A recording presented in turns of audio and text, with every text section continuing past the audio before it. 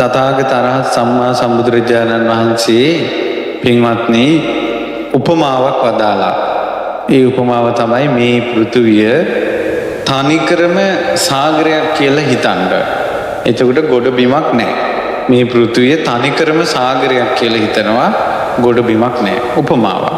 දැන් මේ සාගරයට වැටෙනවා වියගහ.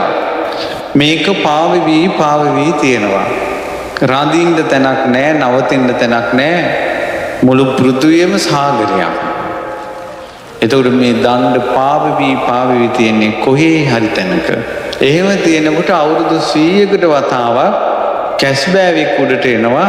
එක හැක් පේන්නේ නැහැ. කන කැස්බෑවා. ඒක කොතනින් මතුවේද දන්නෙත් නැහැ. එතකොට අර පාවෙවි තියෙන වියදණ්ඩ අර කැස්බෑව උඩට මතුවෙනකොටම එක හැයිනේ පේන්නේ. ඒ ඇහැටම සම්බන්ධ වෙලා ආකාශයේ පෙනෙනවා කියන එක සුලභයිද දුර්ලභයිද? අතිශයින් දුර්ලභයි. බුදුරජාණන් වහන්සේ වදාලා කදහච්චි කරහච්චි කවදා හරි දවසක ඕක වෙන්න පුළුවන්. ඒත් සතර අපායේ වැටුනොත් ගොඩ නම් එන්නේ ලේසි. ආය මිනිස්සෙක් වෙන්නේ නැහැ.